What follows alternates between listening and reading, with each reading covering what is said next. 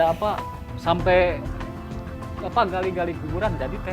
Nah, masing-masing ini ada porsinya, ada cost structure-nya, dan ini juga yang harus dipertimbangkan. Kalau dia dinaikkan berapa itu bisa nanti yang rentan atau rawan miskin itu jadi miskin sih.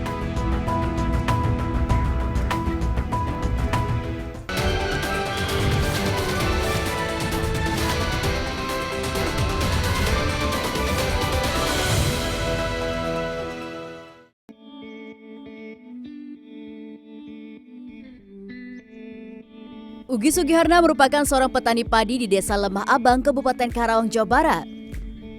Pagi ini, ia tengah memupuk tanaman padi varietas Impari 32 berusia 18 hari di lahan sawah miliknya seluas kurang dari setengah hektar. Setengah hektar itu cuma urea 100 kilo, NPK-nya cuma 50 kilo teh. Total produksi yang dikeluarin Pak Sugi dalam per musim ya? Per musim atau per tahun teh? Per musim dulu Per deh musim. Pak, nanti kita Per musim nyampe 6 juta teh. Dan produksi yang dikeluarin apa aja Pak selain pupuk? Ya itu biaya operasional itu dari mulai ongkos tandur, traktor lah, traktor, tandur, beli benih, Ya. terus beli pestisida. Berdasarkan data BPS 2018, jumlah petani padi di Indonesia mencapai sekitar 13 juta orang. Dari jumlah tersebut, hampir 9,8 juta petani masuk dalam kategori petani gurem karena memiliki lahan kurang dari 0,5 hektar. Musim panen lalu, Ugi menghasilkan 3 ton gabah kering panen yang dihargai Rp5.000 per kilo, sehingga ia mendapatkan pendapatan Rp15 juta. Hasil penjualan panen tersebut bila dikurangi biaya tani seperti tandur, pupuk hingga sewa traktor sebesar Rp6 juta akan menghasilkan pendapatan sebesar Rp9 juta selama semusim tanam. Setahun, Ugi 2 kali panen. Dan dalam 1 tahun terdapat 2 kali panen. Jika kita kalikan bersih, total yang didapatkan oleh petani gurem hanya Rp18 juta. Dalam 1 tahun terdapat 12 bulan. Jika kita bagi, hanya Rp1.500.000 untuk memenuhi kebutuhan sehari-hari bagi petani gurem. Menurut data BPS pada 2022, hampir sepertiga penduduk usia kerja di Indonesia bekerja di sektor pertanian. Namun ironisnya, pendapatan di sektor ini kurang dari Rp2 juta per bulan. Paling rendah dibanding sektor lain seperti pendidikan, industri hingga pertambangan. Berhutang atau bekerja sampingan di luar tani merupakan hal yang seringkali dilakukan untuk menutup kebutuhan petani. Ada apa sampai gali-gali kuburan jadi teh untuk mendapatkan uang lah, gimana aja caranya itu. Terus ada yang istilahnya disuruh ngerjain apa aja, kuli lah itu. Pada 15 Maret, Bappenas menetapkan harga pembelian pemerintah atau HPP untuk GKP di tingkat petani sebesar Rp5.000 per kilogram. Sedangkan HET beras medium zona 1 Rp10.900, zona 2 Rp11.500, dan zona 3 Rp11.800. Sedangkan HET beras premium Rp13.900 di zona 1, Rp14.400 di zona 2, dan Rp14.800 di zona 3. Sementara itu, berdasar hasil survei Asosiasi Bank Benih dan Teknologi Tani Indonesia atau AB2TI, luas lahan rata-rata yang dimiliki per rumah tangga petani di 50 daerah sentra padi di Indonesia seluas 1.300 hingga 1.500 meter persegi atau kurang dari 0,2 hektar. Sedangkan ongkos produksi gabah kering panen dari pemupukan sampai panen mencapai lebih dari Rp5.600 per kilogram. AB2TI memasukkan sewa lahan sebagai komponen biaya produksi meski petani tersebut memiliki lahan. Nah, salah satu kesalahan lain di beberapa perhitungan yang kami amati, itu seolah-olah petani punya lahan, sehingga tidak ada biaya sewa di sana. Tidak mungkin, itu sama saja kita punya usaha angkutan, tapi harga mobilnya itu tidak dihitung, kan nggak mungkin. Kan? Yang dihitung itu hanya biaya bensin gitu saja, lalu sopir, mobilnya nggak dihitung sebagai satu investasi. Jadi untuk itu menghitung usaha tani harus mutlak menghitung juga lahan tersebut yang dihitung sebagai biaya sewa lahan.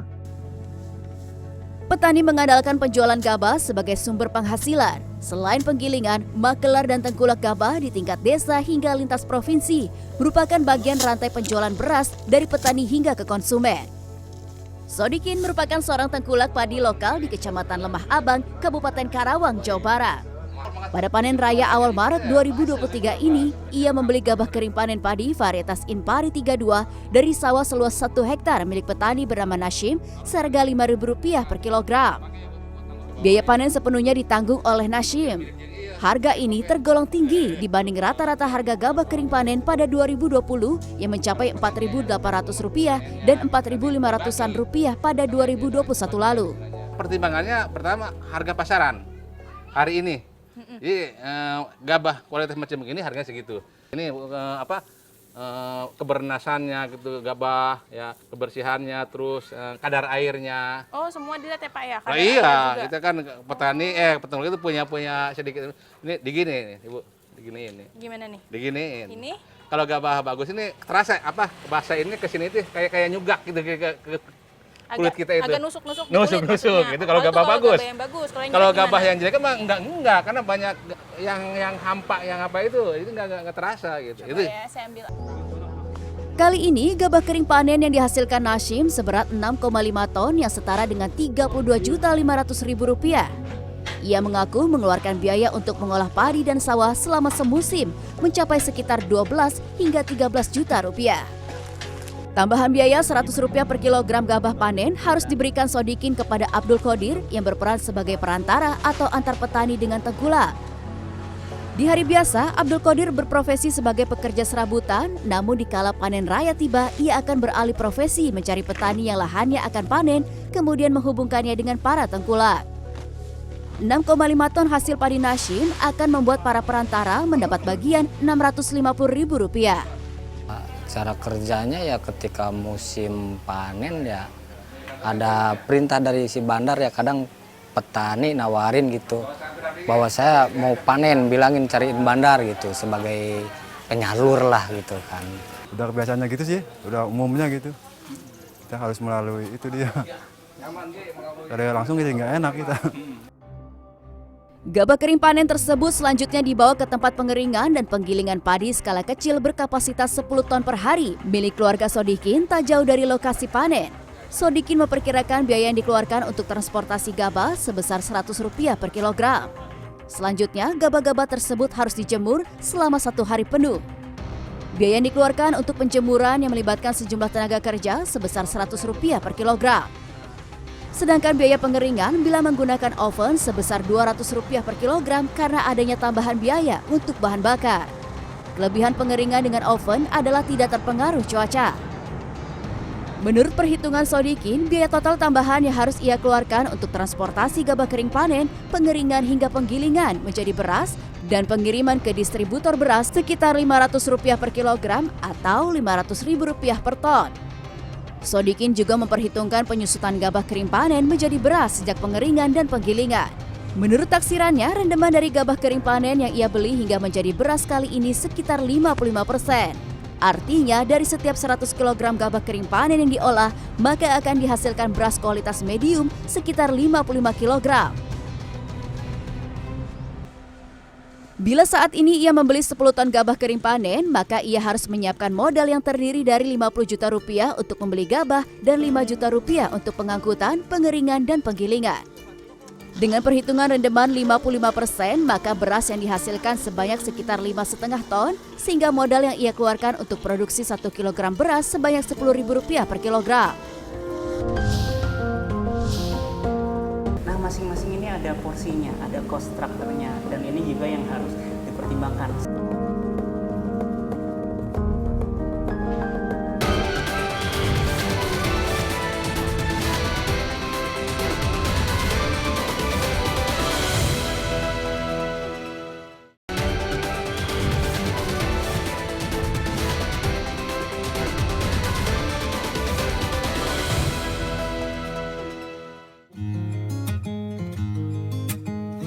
Tak semua tengkulak memiliki mesin penggiling padi.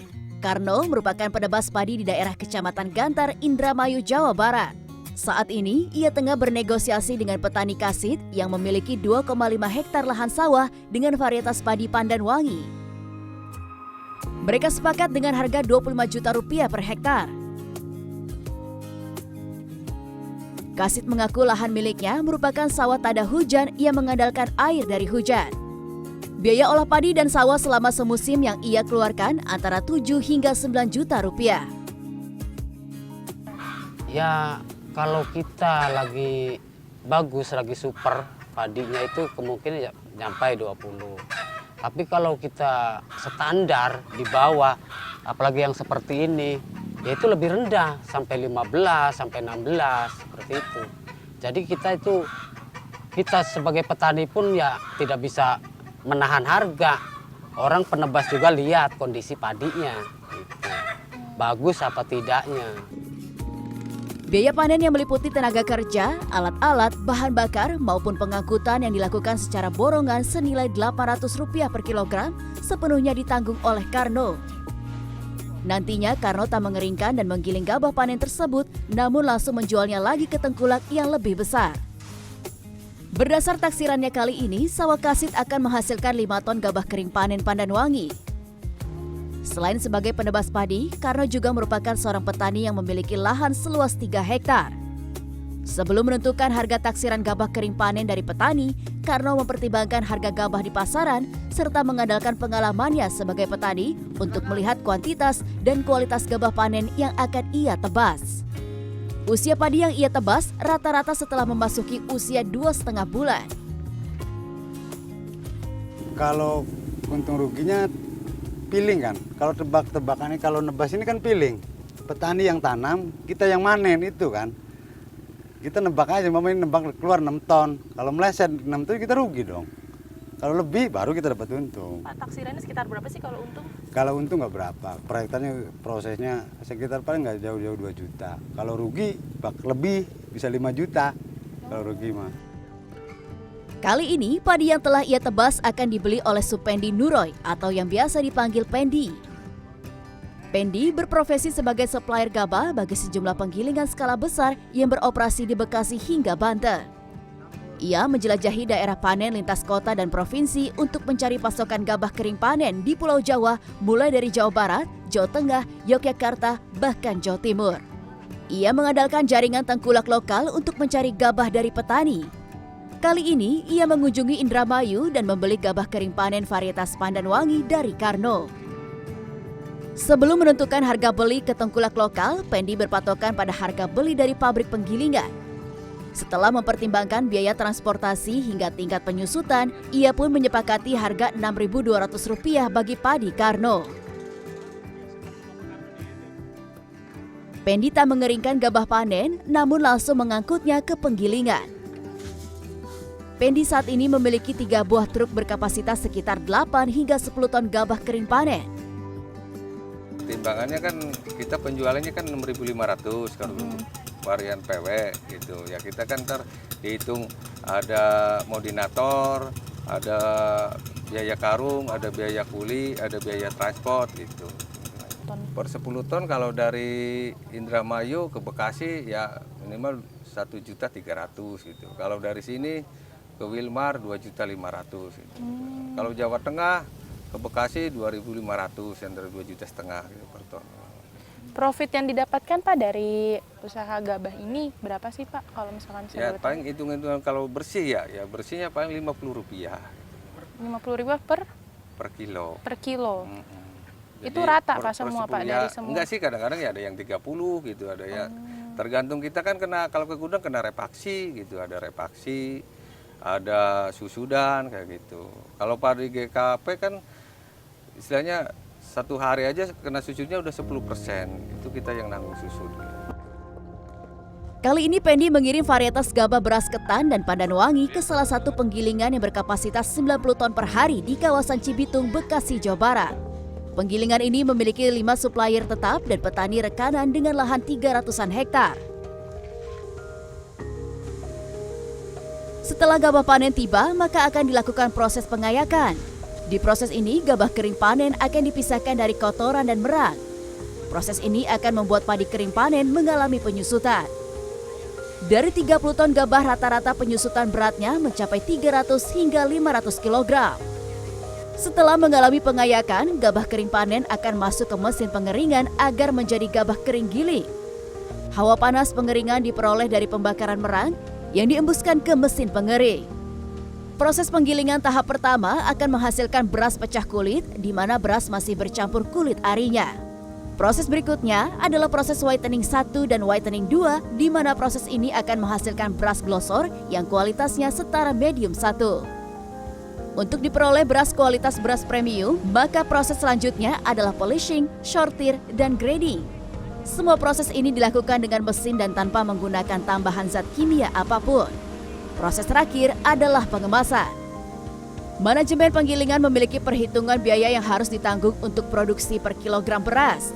Dengan asumsi harga gabah kering panen atau GKP di tingkat petani Rp5.000 per kilogram, pihak penggilingan memperhitungkan biaya para perantara seperti tengkulak maupun keamanan sebesar Rp270 per kilogram, biaya transportasi rata-rata antar kota sekitar Rp200 dan menanggung beban penyusutan GKP ke GKG sebesar 18%. Sehingga harga GKG di pabrik mencapai hampir Rp6.700 per kilogram.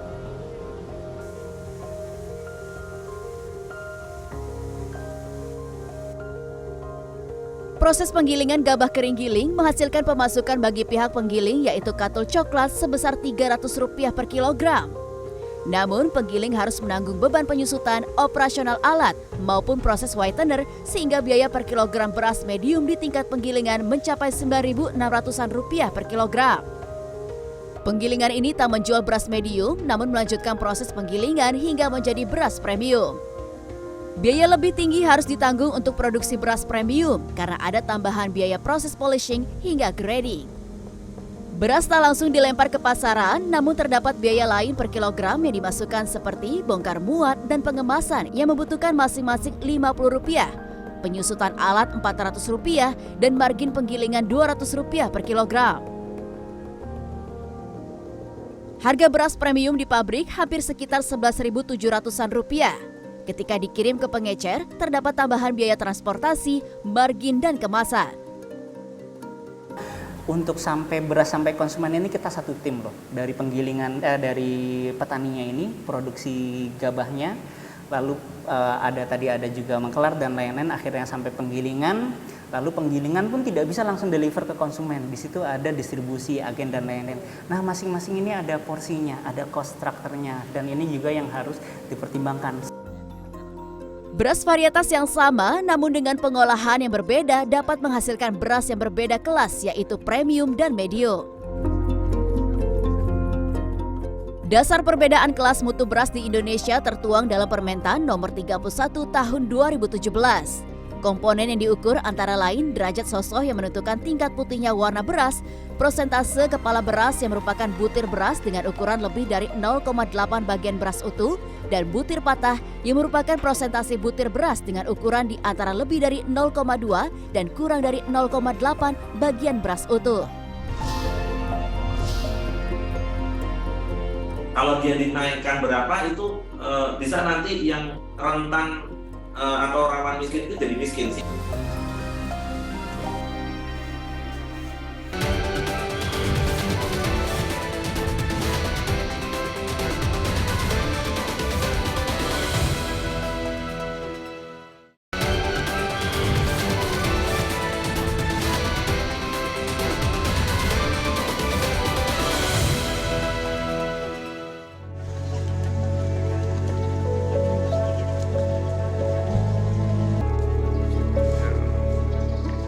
Berdasar Perpres nomor 66 tahun 2021, Bappenas atau Badan Pangan Nasional merupakan lembaga pemerintah di bawah dan bertanggung jawab kepada Presiden dengan salah satu tugasnya adalah koordinasi perumusan dan penetapan kebijakan ketersediaan pangan, stabilisasi pasokan, dan harga pangan.